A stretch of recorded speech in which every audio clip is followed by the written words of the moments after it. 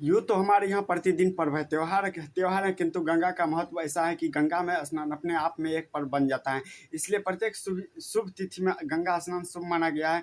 आजकल ज्येष्ठ माह चल रहा है, इसी मास के शुक्ल पक्ष की 10वीं तिथि को गंगा दशहरा पर्व मनाया जाएगा। तपस्या से प्रसन्न होकर भागीरथ के पितरों की शापित आत्माओं को शुद्ध करने के लिए माँ गंगा धरती पर अवतरित हुई थी।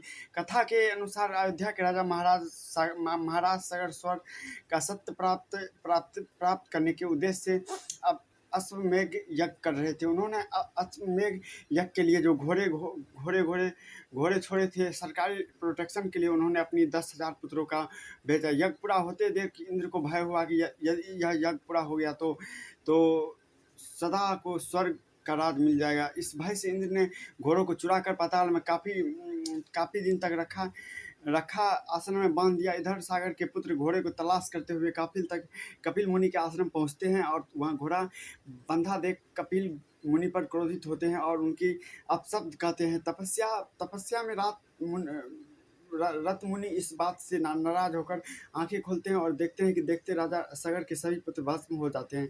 सगर को यह घटना पता चलता है तो वह भागे वहां पहुंचते हैं और पुत्रों की जीवित करने की प्रार्थना करते हैं।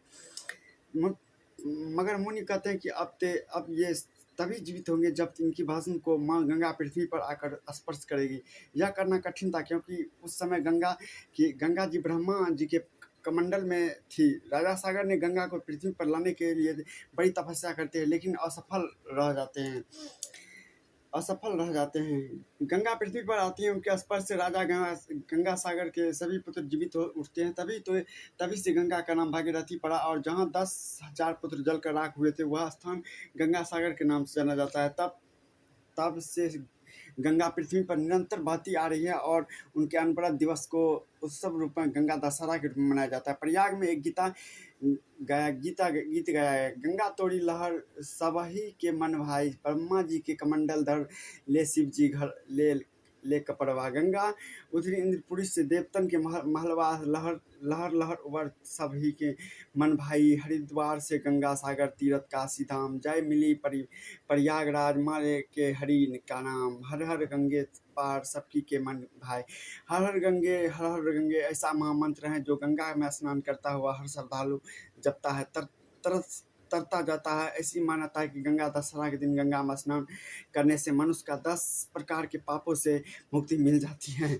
दशहरा ऐसे शुभ शब्द हैं कि जो मन, कर्म और वाणी से जुड़े 10 तरह के पापों को हरने या नष्ट करने की क्षमता को अभिव्यक्त करता है। हमारे यहाँ हर पर्व में दान की परंपरा सर्वोपरि रही है। अतः गंगा दशहरा का पर्व भी दान का संदेश देता है। हमें याद है बचपन में गर्मी के दिनों में आम और खरबूजे आते थे।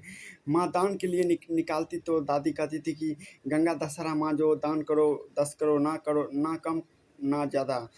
दीन और वंचित को सहस्त्र दान दे और 10 की संख्या में दे। और जैसे ही 10 फल 10 मिठाई आती हैं, गंगा दशहरा पर शीतलता प्रदान करने वाली वस्तुओं के दान का विशेष महत्व है। इसमें आज पंखा मटका जैसी वस्तुएं दान में आपके द्वारा दिए गए दान के किसी को मानी जा सकती हैं कि नए घर खरीदने या गृह प्रवेश करने, नया वाहन खरीदने आदि के लिए दिन अनुकूल माना जाता है। मानता है कि जो भक्त इस दिन गंगाजल में खड़े होकर गंगा स्रोत का पाठ करते हैं उन्हें सभी पापों से मुक्ति मिलती है।